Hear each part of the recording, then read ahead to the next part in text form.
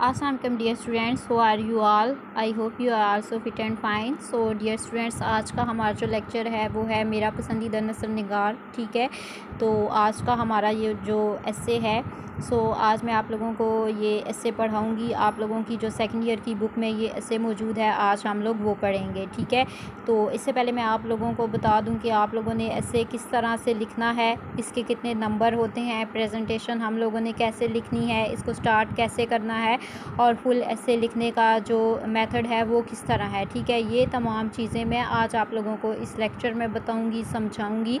आप लोगों ने लेक्चर जो है वो ध्यान से सुनना है और फुल समझना है। ठीक है, ताकि आप लोग बहुत अच्छे से मार्क्स जो हैं इसमें ले सकें। इससे पहले अगर आप लोगों ने मेरे चैनल को सब्सक्राइब नहीं किया तो प्लीज़ मेरे चैनल को सब्सक्राइब कर लें और साथ लगा जो घंटी का आइकन है उसको ज़रूर दबाइएगा, ताकि मेरी आने वाली लेटेस्ट वीडियोस की अपडेट आप लोगों तक आसानी से पहुंचती रहे। ठीक है, तो वीडियो को लाइक भी कीजिएगा, शेयर भी कीजिएगा और कमेंट भी कीजिएगा। और आप लोग मुझे कमेंट सेक्शन में भी बता सकते हैं कि आप लोगों को किस किस्म का लेक्चर चाहिए। आप लोगों को अगर बुक में से किसी चीज़ की हेल्प चाहिए तो वो भी आप लोग मुझे कमेंट सेक्शन में बता सकते हैं। इंशाल्लाह मैं आप लोगों का जो प्रॉब्लम है उसको सॉल्व कर दूंगी और वही लेक्चर मैं आप लोगों को डिलीवर कर दूंगी। ठीक है, तो आज का हमारा जो लेक्चर है मेरा पसंदीदा नस्र निगार, तो सबसे पहले मैं आप लोगों को बता दूं कि इसके एस्से के नंबर कितने होते हैं। 20 नंबर का एस्से होता है। इसमें एनुअल जो हमारे पास पेपर्स होते हैं उसमें आप लोगों के पास 3 एस्से होते हैं, जिनमें से आप लोगों ने एक अटैम्प्ट करना होता है और आप लोगों को एक जो अच्छे से आता होता है वो आप लोगों ने लिखना है। और आपने कब लिखना होता है, पेपर में सबसे लास्ट पे जो लास्ट वाला क्वेश्चन होता है वो आपने उसमें इसको अटैम्प्ट करना है।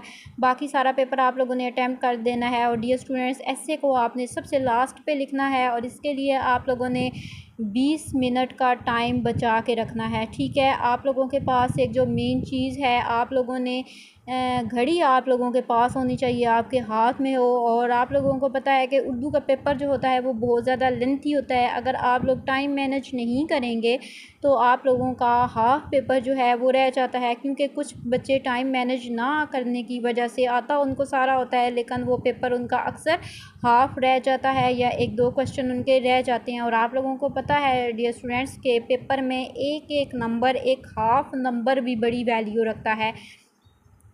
डियर स्टूडेंट्स, आप लोगों ने टाइम को मैनेज करना है और लास्ट 20 मिनट्स पे आप लोगों ने इस एस्से को लिखना है। अच्छा जी, अभी प्रेजेंटेशन की बात करते हैं कि आप लोगों ने प्रेजेंटेशन कैसे देनी है। ठीक है, आप लोगों को प्रेजेंटेशन के नंबर मिलते हैं, जितना अच्छे तरीके से आप लोग इसको डिलीवर करेंगे, ठीक है, लिखेंगे, अटैम्प्ट करेंगे, इतने ही ज़्यादा आपको मार्क्स मिलेंगे, क्योंकि आप लोगों की जो प्रेजेंटेशन है वो भी बहुत ज़्यादा वैल्यू रखती है आपके पेपर में।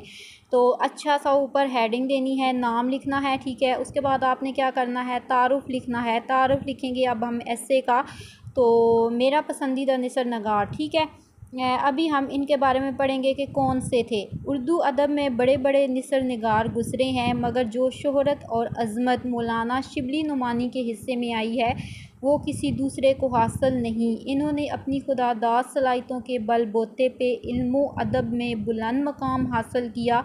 मौलाना शिबली हमा पहलू शख्सियत के मालिक थे।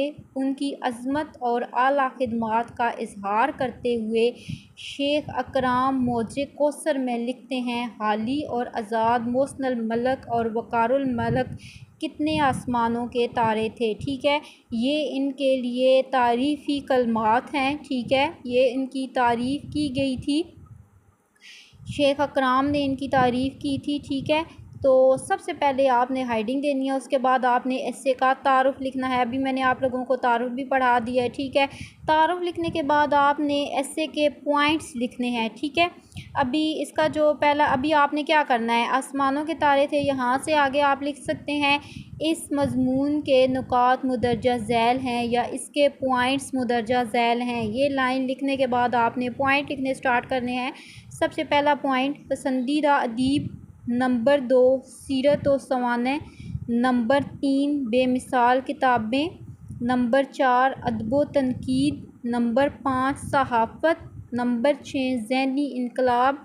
नंबर 7, मकतूब निगारी। नंबर 8, तारीख़ व फ़लसफ़ा। नंबर 9, तारीख़ इस्लाम। नंबर 10, मकालात। ठीक है, अभी हमारे पास ये 10 इसके पॉइंट्स मैंने आप लोगों को लिख के दिए हैं, क्योंकि हमारे पास जो सेकंड ईयर की उर्दू की बुक है उसमें ये ऐसे तो मौजूद है लेकिन उसके पॉइंट्स नहीं हैं, ठीक है।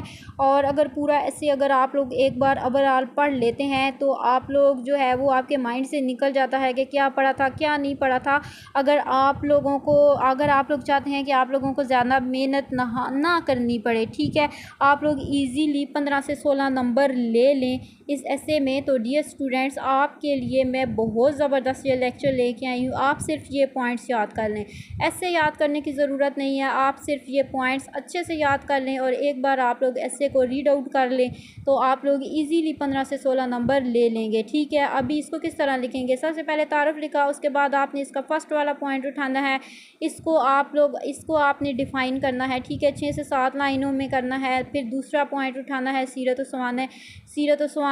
सवाने उम्री का मतलब होता है कि उस बंदे की शख्सियत के बारे में, उसकी तमाम ज़िंदगी की हिस्ट्री लिखना कि उसने अपनी ज़िंदगी में क्या किया, कितनी बुक्स लिखी, क्या किया, कौन सी खिदमत सर अंजाम दी, कौन कौन सी उसमें सलाहियत मौजूद थी, किस बंदे ने उसकी तारीफ़ की थी और उसने कैसा मकाम हासिल किया था, ठीक है। ये वो चीज़ होती है सवाने उम्री में, वो चीज़ आ जाती है आपके पास।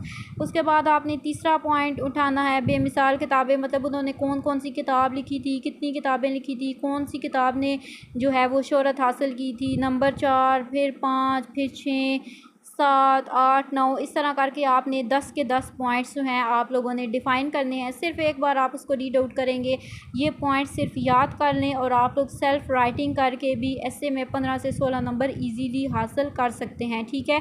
और सेल्फ़ राइटिंग जब आप लोग करते हैं तो इस चीज़ का ख्याल रखें कि जो चीज़ आप लोग लिख रहे हैं, ठीक है, वो पॉइंट से रेलिवेंट है या नहीं है।